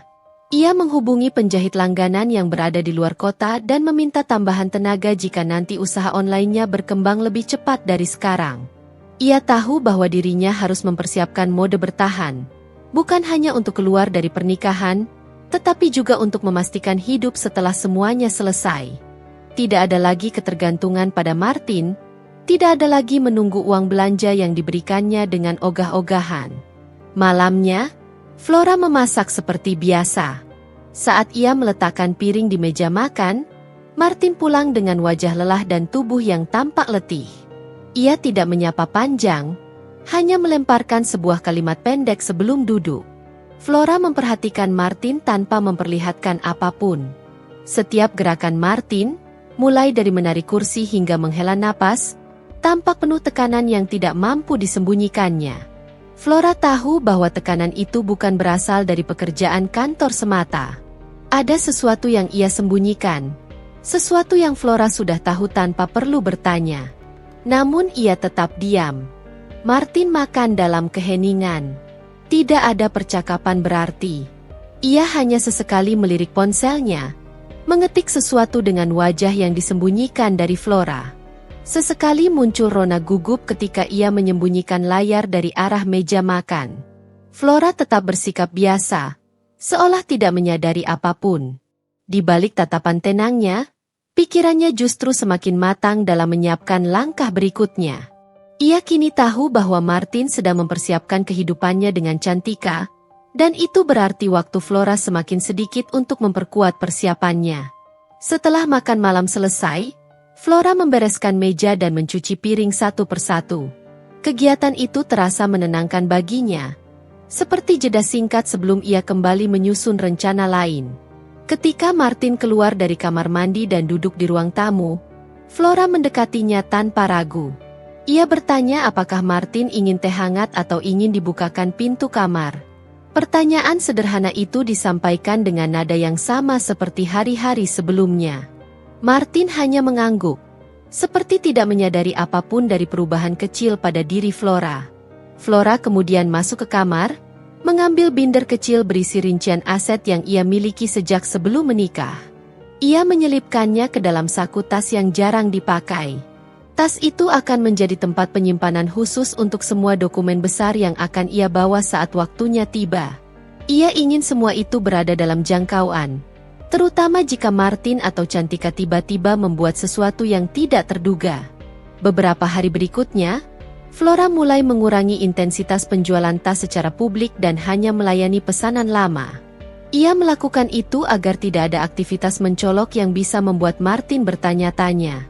Namun di balik layar, ia sebenarnya memperluas jaringan pembeli dan menemukan pasar baru yang lebih besar. Pada suatu sore yang tenang, Flora duduk di beranda sambil mencatat hal-hal kecil yang harus ia persiapkan. Ada daftar barang yang perlu disimpan, daftar orang yang bisa dihubungi jika sewaktu-waktu ia membutuhkan bantuan, dan daftar tindakan yang harus dilakukan sebelum Martin mengambil langkah serius soal perceraian. Ia menulis semuanya dengan detail. Tidak boleh ada satupun celah yang luput. Ini bukan hanya tentang mempertahankan harta, tetapi juga tentang membalas luka emosional yang sudah Martin dan Cantika tanamkan tanpa rasa bersalah. 3 hari setelahnya, Flora mulai mengirim sebagian barang pribadinya ke rumah ibunya di luar kota. Ia melakukannya dengan alasan ingin membersihkan rumah. Tidak ada yang terlihat mencurigakan dari sudut pandang luar. Semua pergerakannya seolah seperti aktivitas domestik biasa. Hampir setiap malam, setelah Martin tidur lebih dulu, Flora memeriksa kembali data transaksi, laporan penjualan, serta bukti pembelian barang yang ia miliki. Semua itu disimpan rapi dengan pengamanan lekat. Ia menyiapkan folder digital tambahan yang hanya bisa dibuka dengan kombinasi khusus. Tidak ada yang tahu kombinasi itu selain dirinya. Di satu sisi, ada sesuatu yang menyakitkan dari semua persiapan ini. Flora tidak pernah membayangkan bahwa ia harus menyiapkan diri menghadapi suaminya sendiri. Tetapi setiap kali ingatan tentang Cantika muncul, tatapan genitnya, senyum penuh rayuan, dan cara ia mendekati Martin, rasa sakit itu berubah menjadi keteguhan. Ia menutup laptop dan duduk memandangi langit malam dari jendela kamar. Serangkaian rencana kini sudah tertata dalam pikirannya. Persiapan besar itu bukan hanya berupa dokumen dan aset, tetapi juga kesiapan mental. Hari-hari berikutnya menjadi titik perubahan yang tidak pernah Martin bayangkan. Selama bertahun-tahun hidup bersama Flora, ia terbiasa melihat istrinya beraktivitas dengan pola yang sama. Bangun pagi, memasak sarapan sederhana, membersihkan rumah, lalu duduk di meja kerja kecil sambil memainkan ponselnya atau memeriksa pesanan-pesanan kecil tas yang ia anggap hanya hobi sambilan. Flora tidak pernah menunjukkan kesan sibuk berlebihan, apalagi menyiratkan bahwa dirinya menyimpan banyak hal di balik sikap tenangnya. Namun kini, sesuatu pada diri Flora berubah secara perlahan. Dan perubahan itu mulai mengganggu pikiran Martin tanpa ia sadari. Semuanya dimulai dari ketenangan aneh yang tidak pernah goyah. Biasanya, jika Martin pulang telat tanpa kabar, Flora bertanya atau minimal menunjukkan wajah cemas. Tetapi beberapa hari terakhir, Flora justru menerima keterlambatan Martin dengan sikap yang sangat biasa. Tidak ada protes, tidak ada pertanyaan, bahkan tidak ada tatapan yang menuntut penjelasan. Flora seperti sedang hidup di dunia yang tidak lagi memerlukan Martin sebagai pusatnya. Martin pertama kali menyadari hal ini ketika ia pulang hampir tengah malam. Ia mengaku lembur padahal sesungguhnya ia menghabiskan waktu dengan Cantika di sebuah kafe kecil. Saat membuka pintu rumah, ia mendapati kondisi ruangan yang bersih dan aroma lotion melati yang tipis. Flora duduk di sofa sambil membaca buku, rambutnya digulung rapi ke atas. Ketika Martin masuk, ia hanya menutup bukunya pelan lalu berkata bahwa makan malam telah ia simpan di meja. Martin menunggu kelanjutan percakapan, mungkin teguran atau pertanyaan secara halus yang biasanya muncul. Namun Flora tidak mengucapkan apapun selain ucapan sederhana itu. Ia kembali membaca, tidak terlihat marah, tidak menunjukkan kesan kesal, bahkan tidak terlihat peduli dengan pulangnya Martin yang entah dari mana. Sikap itu justru membuat Martin gelisah. Besoknya, Flora bangun lebih awal dari biasanya. Ia mandi, berdandan tipis, dan mengganti bajunya dengan pakaian yang lebih rapi dari hari-hari biasa. Martin yang masih mengantuk melihat hal itu dari balik selimut. Ia mengamati Flora yang sedang merapikan kancing blusnya sambil menyeruput kopi. Martin bertanya kemana Flora akan pergi. Flora menjawab dengan nada santai bahwa ia sekadar ada urusan mengantar dokumen. Tidak ada penjelasan lebih detail. Martin mengangguk dengan ragu, namun tidak berani bertanya lebih jauh karena Flora tampak tidak ingin menjelaskan panjang. Saat keluar rumah, Flora bahkan terlihat memegang tas yang biasanya ia simpan untuk acara penting. Martin masih belum bisa menjelaskan apa yang ia rasakan saat melihat itu. Ada rasa penasaran, sedikit gugup, dan sisanya adalah ketidaknyamanan yang tidak mampu ia terjemahkan menjadi kata-kata. Ketika Martin berangkat kerja, suasana hatinya tidak lagi tenang seperti beberapa minggu ke belakang. Ia menyimpan ponsel di saku, tetapi pikiran terus memutar pertanyaan. Apa yang sedang dilakukan Flora? Mengapa Flora menjadi sangat rapi? Apa ia mengetahui sesuatu? Mengapa ia terlihat lebih sibuk? Di kantor, pikiran Martin semakin kacau ketika Cantika mendekat dengan senyumnya yang biasa menggoda. Perempuan itu membawa beberapa berkas, membungkuk sedikit sambil menunjukkan belahan lehernya, berharap bisa menarik perhatian Martin seperti biasanya. Namun saat itu, pikiran Martin tidak fokus pada rayuan Cantika. Sikap Flora yang berubah membuat Martin tidak bisa menikmati kedekatan yang selama ini ia anggap menyenangkan. Cantika memperhatikan perubahan Martin dan bertanya apakah terjadi sesuatu di rumah. Martin hanya menjawab singkat bahwa semuanya baik-baik saja. Jawabannya tidak meyakinkan, tapi Cantika tidak menaruh kecurigaan mendalam. Ia hanya mengira Martin kepikiran soal rencana perceraian yang sedang disiapkannya diam-diam. Saat jam makan siang, Martin membuka ponsel dan mengecek percakapan dengan Flora. Tidak ada pesan. Biasanya Flora setidaknya mengingatkan agar ia makan siang atau memberitahu bahwa ia sedang memasak sesuatu untuk malam hari. Namun kini, ponselnya sepi. Tidak ada komunikasi sama sekali. Seolah Flora sedang menjalani dunia lain yang tidak lagi menyertakan dirinya. Malam harinya ketika Martin pulang, Flora sedang menata lemari. Tidak berlebihan, tetapi terlihat lebih rapi dari sebelumnya. Martin memperhatikan semua aktivitas itu dengan tatapan bingung. Ia bertanya apakah Flora sedang bersih-bersih besar. Namun Flora hanya menjawab bahwa ia ingin rumah lebih teratur. Martin mengangguk pelan, namun hatinya justru semakin cemas. Ada banyak hal yang tidak ia pahami. Ia mulai bertanya-tanya apakah rencananya untuk mengurus surat cerai telah bocor, atau apakah Cantika melakukan sesuatu yang salah. Namun Flora terlihat sangat tenang, tidak menunjukkan tanda-tanda mengetahui apapun. Justru ketenangan itulah yang membuat Martin makin tertekan. Beberapa hari kemudian, sesuatu kembali membuat Martin bingung. Flora mulai jarang ada di rumah pada jam-jam tertentu. Ia sering keluar dengan pakaian rapi, membawa map kecil, dan pulang menjelang sore. Jika Martin bertanya, jawabannya hanya singkat. Ada urusan, ada pesanan bahan, ada pertemuan kecil. Namun tidak pernah ada penjelasan rinci. Martin mencoba mengabaikannya. Namun setelah beberapa hari, rasa penasaran itu berubah menjadi rasa curiga.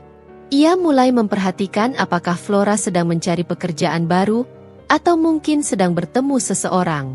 Pikiran itu muncul begitu saja, membuat Martin tidak bisa berkonsentrasi. Pada suatu sore, Martin pulang lebih cepat karena ada urusan kantor yang selesai lebih awal. Begitu membuka pintu, ia mendapati ruang tamu dalam kondisi sangat rapi, bahkan lebih rapi dari biasanya. Sofa disedot debunya, meja bersih tanpa satupun noda, dan rak buku ditata ulang. Martin berdiri beberapa detik tanpa bergerak, mencoba memahami apa yang sedang terjadi.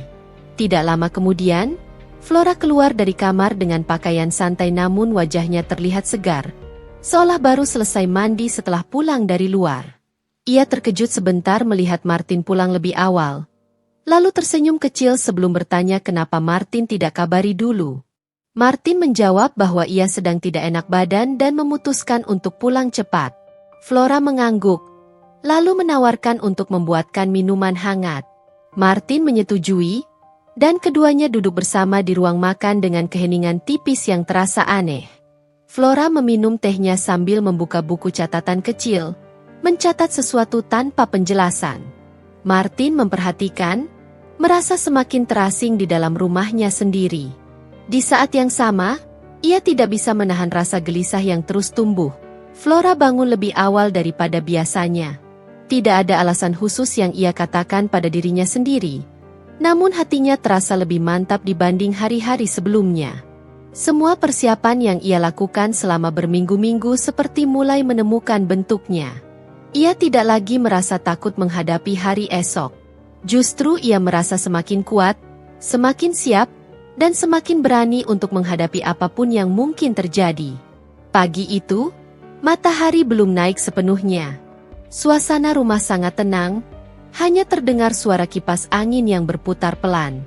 Flora berdiri di dapur, menyiapkan sarapan sederhana seperti biasa, tetapi gerakannya lebih lembut daripada biasanya. Ia memotong buah, menuang kopi, lalu menata meja makan tanpa suara. Semua dilakukan dalam hening yang penuh perhitungan. Ketika Martin bangun dan melihat meja sudah tertata rapi, ia sedikit heran. Flora jarang menyiapkan sarapan selengkap itu pada hari kerja biasa. Biasanya ia hanya menyiapkan roti panggang atau telur dadar. Namun pagi itu, ada buah, bubur oatmeal, kopi panas, dan beberapa potong roti isi yang ditata begitu rapi. Martin duduk dengan perasaan canggung. Ada sesuatu yang berbeda dari udara rumah hari ini.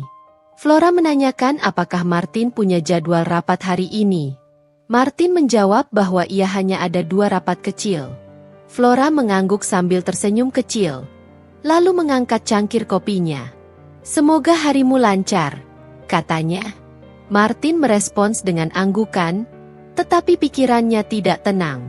Ada sesuatu di balik nada Flora, tenang, lembut, tapi seperti menyimpan kekuatan tersembunyi. Martin tidak tahu bahwa saat ia meminum kopi itu, hatinya sedang dinilai oleh istrinya sendiri seperti seorang hakim menilai bukti dalam diamnya. Setelah Martin berangkat kerja, Flora kembali ke kamar. Ia membuka laci bawah lemari dan mengambil binder yang selama ini ia simpan. Binder itu berisi dokumen-dokumen penting, bukti pajak, mutasi rekening, laporan penjualan tas online, serta surat kepemilikan aset yang semuanya atas namanya sendiri. Ia memeriksa ulang dengan teliti, memastikan semua benar-benar lengkap. Ketika ia memegang kertas itu satu persatu, Flora merasakan getaran kecil di dadanya. Bukan takut, tetapi lega. Setiap lembar tersebut seperti benteng yang ia bangun sendiri tanpa bantuan siapapun. Setelah memastikan semuanya sesuai, ia mengunci binder itu di tas hitam kecil, kemudian menaruhnya di tempat yang mudah diraih. Hari itu, Flora tahu bahwa ia tidak perlu lagi merahasiakan semuanya. Hari itu adalah hari ketika ia membiarkan segalanya meledak, bukan dengan teriakan atau tangisan, tetapi dengan kenyataan yang ia lepaskan satu persatu secara halus, seperti bom waktu yang ia taruh tepat di hadapan Martin. Flora kemudian berangkat keluar rumah. Ia menemui bank, meminta cetakan beberapa data tambahan untuk laporan pribadinya. Petugas bank mengenal Flora karena ia sering mengurus bisnisnya di sana. Semua berjalan lancar. Tidak ada kecurigaan apapun. Siangnya, Flora mengunjungi tempat penjahit langganannya untuk memastikan produksi tas sedang berjalan sesuai rencana. Ia berbicara dengan serius, menyusun jadwal baru, dan meminta beberapa bahan tambahan agar stok bulan depan lebih stabil. Semuanya dilakukan dengan cara yang membuatnya semakin terlihat sebagai seorang perempuan yang mengendalikan hidupnya. Setelah mengurus semua itu, Flora duduk di sebuah kafe kecil, memesan minuman dingin, dan membuka ponselnya. Ia membaca kembali pesan-pesan lama Martin dan Cantika yang pernah ia salin ke folder khusus. Pesan itu berisi rayuan, rencana pertemuan, dan percakapan penuh janji manis yang mereka buat tanpa rasa bersalah.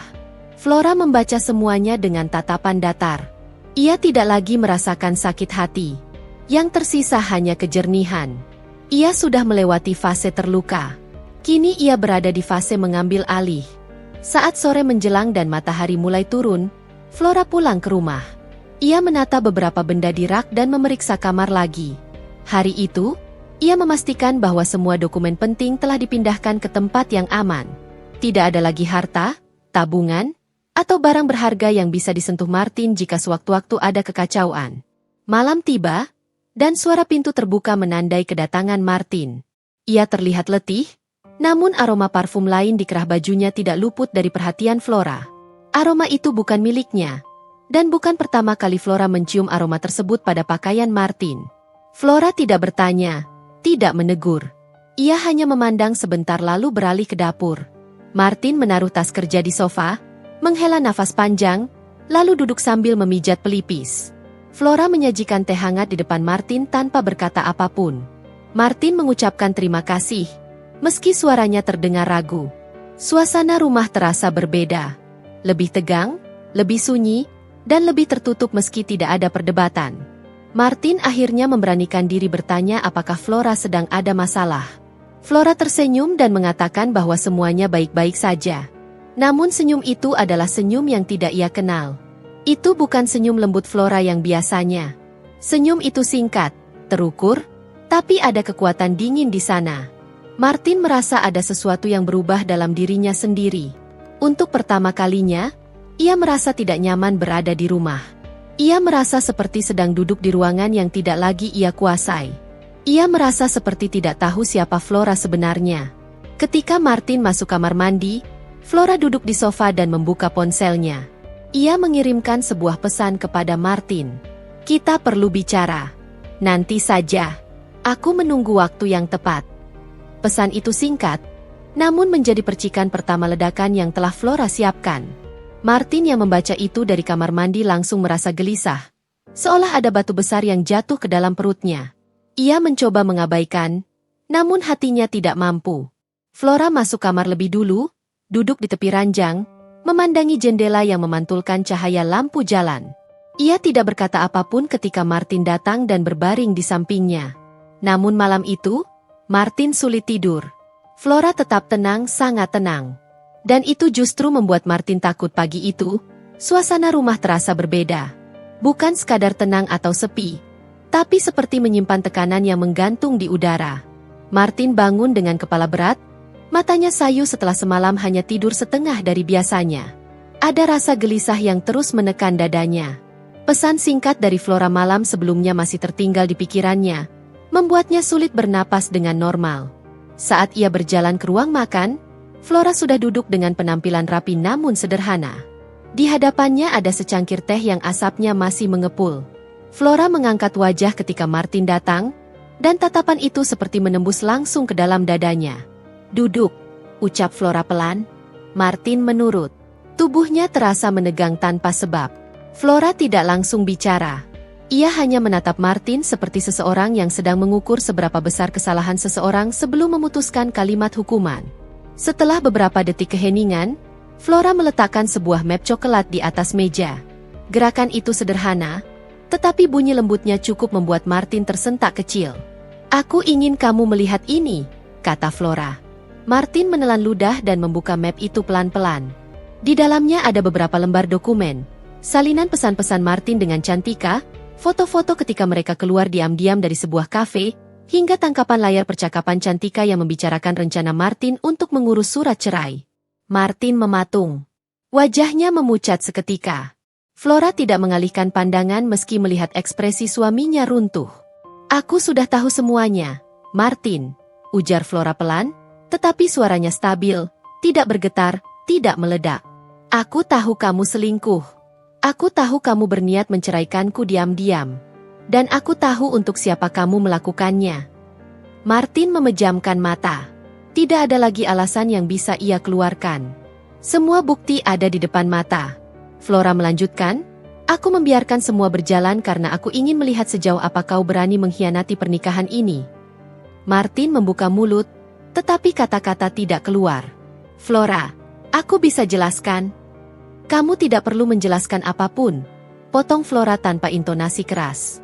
Kamu punya cukup waktu untuk jujur. Tapi kamu memilih menyembunyikan, membohongi, dan melukai seseorang yang tidak pernah menyakitimu. Martin menunduk, kedua tangannya mencengkeram lutut. Flora, aku minta maaf. Flora tersenyum kecil. Senyum dingin, bukan senyum memaafkan. Aku tidak butuh maafmu. Aku hanya butuh kamu mendengarkan. Flora berdiri, mengambil binder hitam yang ia simpan beberapa hari lalu meletakkannya di samping dokumen perselingkuhan tadi. Binder itu tebal, berisi ratusan lembar dokumen. Aku ingin kamu tahu satu hal, Martin, ucap Flora sambil menatap lurus ke mata Martin. Selama bertahun-tahun ini, kamu menganggap aku hanya istri biasa. Kamu mengira usahaku cuma usaha kecil-kecilan yang tidak berarti apa-apa. Kamu salah besar. Flora membuka binder itu. Di dalamnya ada laporan aset, rekening bisnis, bukti transaksi penjualan tas online, hingga total kekayaan bersih Flora yang jauh lebih besar daripada dugaan siapapun. Martin membelalak. Ini, apa maksudnya?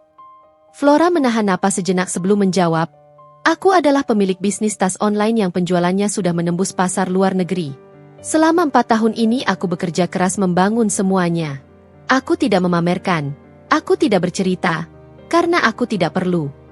Martin seperti kehilangan darah dari wajahnya. Dan semua aset ini, lanjut Flora sambil mengusap permukaan binder, atas namaku. Semuanya. Tidak ada satupun yang bisa kamu sentuh. Apalagi kamu bawa jika kamu menceraikanku. Martin menelan ludah panjang. Untuk pertama kalinya, ia merasakan ketakutan yang sebenarnya. Ia tidak pernah menyangka Flora sedewasa ini, setepat ini, sekuat ini. Flora menatapnya lama sebelum berkata, kamu ingin menceraikanku demi Cantika? Silakan. Tapi kamu akan keluar dari rumah ini tanpa membawa apapun. Sementara itu, aku akan tetap hidup, tetap melanjutkan bisnisku, dan tetap berdiri. Martin tidak bisa berkata-kata. Tenggorokannya serasa ditutup rapat oleh rasa malu dan ketakutan yang bercampur jadi satu.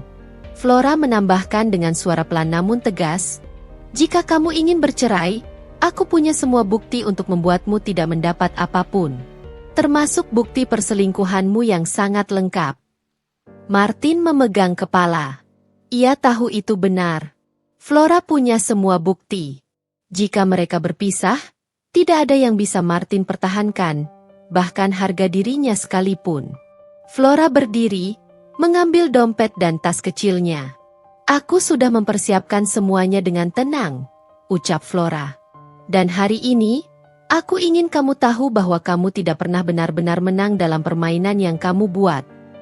Martin menatap Flora dengan sisa-sisa harapan kecil yang nyaris mati. Flora, tolong. Aku salah. Aku bodoh. Aku tidak ingin kehilanganmu. Flora berhenti. Ia menatap Martin, kali ini bukan dengan marah, melainkan dengan penilaian akhir yang telah matang.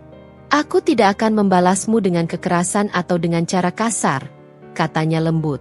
Tapi aku tidak akan menyelamatkanmu dari pilihan yang kamu buat sendiri. Martin berdiri dan mencoba mendekat. Namun Flora mundur satu langkah. Aku tidak bisa kembali ke masa ketika aku masih percaya padamu, lanjut Flora.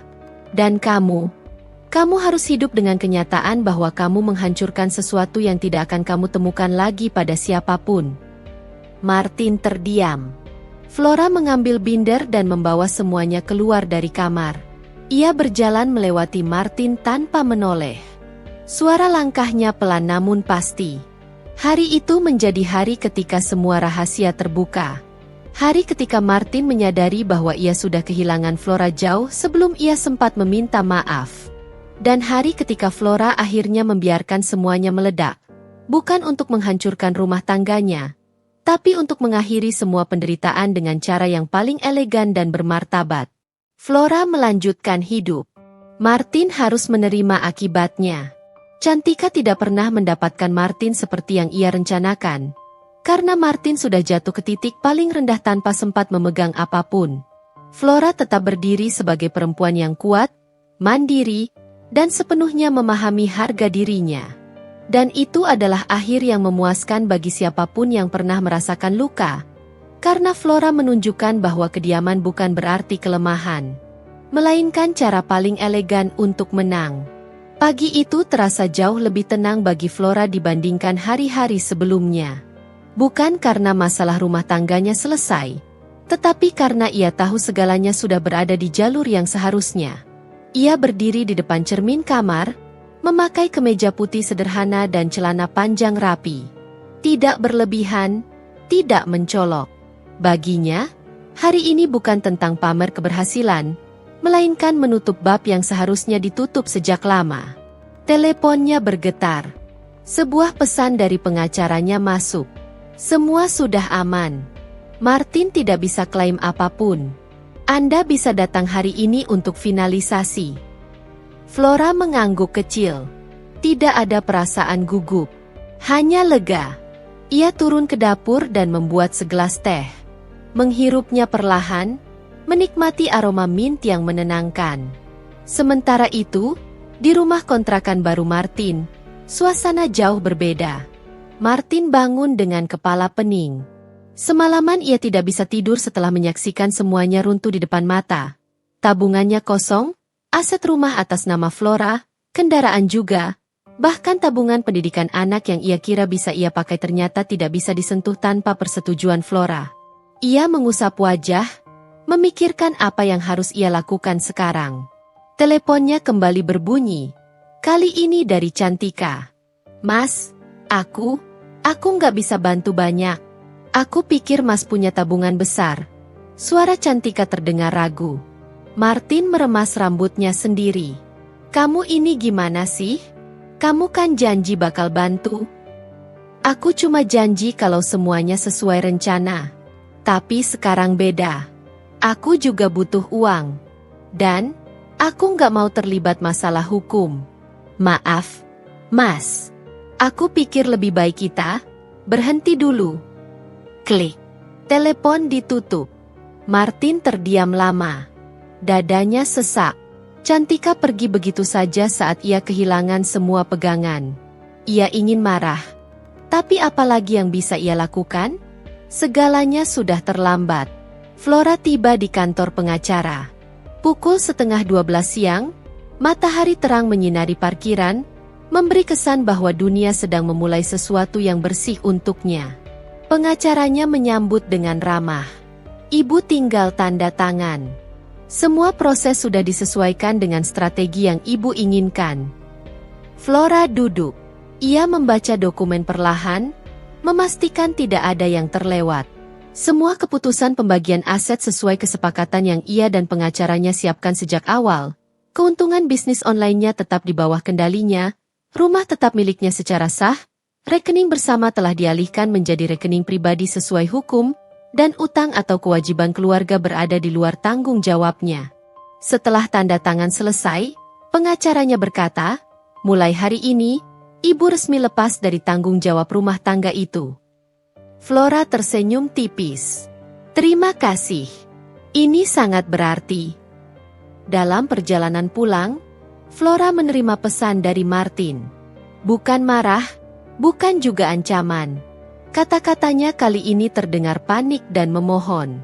Flora, kita bisa bicara? Tolong, aku butuh kamu. Semua kacau. Cantika pergi. Aku nggak punya apa-apa. Aku salah.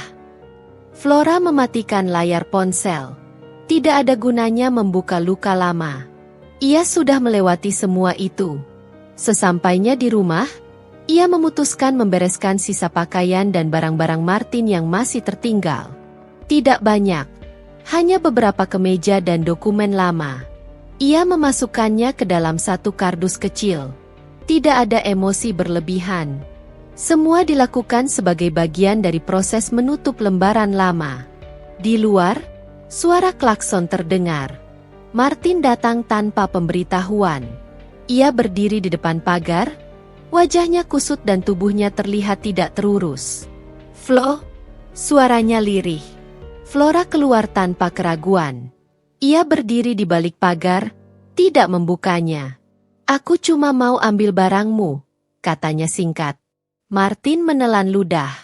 "Flo, tolong. Aku nggak tahu harus kemana. Semua habis. Aku nyesel. Bener-bener nyesel." Flora menyerahkan kardus itu melalui pagar besi. "Ini semua." Martin memegang kardus itu, matanya memerah. "Kamu beneran tega melakukan ini ke suamimu sendiri?" Flora menatapnya dalam, tidak marah, hanya penuh pemahaman bahwa kisah ini sudah selesai. "Aku nggak melakukan apa-apa. Kamu sendiri yang memilih jalanmu, Martin. Aku cuma melindungi hidupku. Dan itu hakku." Martin ingin membantah, tapi suaranya hilang. Ia tahu apa yang Flora katakan benar. "Flo, kita mulai dari awal lagi? Aku bisa berubah." Flora menggeleng pelan. "Aku sudah berubah. Dan perubahan itu tidak membawamu dalam rencana hidupku lagi." Martin tersentak. Kata-kata itu lebih menyakitkan daripada apapun yang ia bayangkan. Flora menambahkan, "Pergilah. Carilah jalanmu sendiri. Aku sudah menutup bab kita." Martin berdiri beberapa detik sebelum akhirnya mundur. Langkahnya perlahan menjauh dari rumah itu. Tidak ada lagi yang bisa ia lakukan. Semua sudah benar-benar berakhir. Malam hari, Flora duduk di ruang tengah sambil membuka laptop. Ia memantau orderan masuk dari toko online-nya. Bisnis tasnya berkembang pesat, terutama sejak ia mengurus semuanya seorang diri tanpa mengandalkan siapapun. Ada rasa lega yang tidak bisa dibohongi. Beban besar telah ia lepaskan. Ia mengetik pesan singkat kepada tim gudang. "Besok kita meeting jam 10. Kita siapkan peluncuran koleksi baru." Tangannya mantap, pikirannya jernih, dan hatinya sudah tidak lagi dihantui rasa takut kehilangan. Teleponnya kembali bergetar. Pesan dari sahabat dekatnya, Nadine. "Flo, gimana? Udah selesai?" Flora menjawab, "Sudah. Semua beres. Besok aku mulai hidup baru." Nadine membalas cepat, "Bangga banget sama kamu. Kamu pantas dapat kebahagiaan yang lebih baik." Flora tersenyum. Betapa berbeda perasaannya sekarang dibandingkan beberapa minggu lalu. Saat itu ia seperti orang yang bertahan dalam badai tanpa tahu kapan hujan reda. Kini, ia berdiri di bawah langit cerah, melihat masa depan tanpa bayangan Martin maupun Cantika. Beberapa hari kemudian, Flora mengunjungi toko fisik pertamanya yang sedang direnovasi. Bangunan itu tidak besar, tetapi cukup untuk menampung produk-produknya dan menjadi pusat distribusi. Mandor proyek menyambutnya sambil menunjukkan progres pekerjaan. Flora melihat sekeliling, membayangkan bagaimana tempat itu akan menjadi ruang baru yang melambangkan kebebasannya. Ruang di mana tidak ada lagi pengkhianatan, kebohongan, ataupun manipulasi. Di tengah-tengah kesibukan, ia berhenti sejenak, menghirup udara yang terasa lebih segar dari biasanya. Tidak ada lagi drama rumah tangga. Tidak ada lagi rasa takut suaminya menghabiskan uang tanpa izin. Tidak ada lagi kekhawatiran dimanfaatkan atau diabaikan. Semuanya sudah ia tutup dengan tenang. Ia berjalan pelan keluar bangunan dan melihat ke jalanan yang ramai. Dunia terasa lebih luas sekarang, lebih bersahabat. Hari itu menjadi awal yang ia buat sendiri. Dengan keputusan yang ia ambil, Flora bukan hanya berhasil keluar dari rumah tangga penuh pengkhianatan, ia juga membuktikan bahwa diam bukan berarti kalah. Kesunyian seringkali menjadi cara paling kuat untuk membalik keadaan tanpa harus menunjukkan kemarahan. Ketika Martin tergelincir dalam niat buruknya, Flora terbang jauh lebih tinggi. Dan perjalanan itu baru saja dimulai.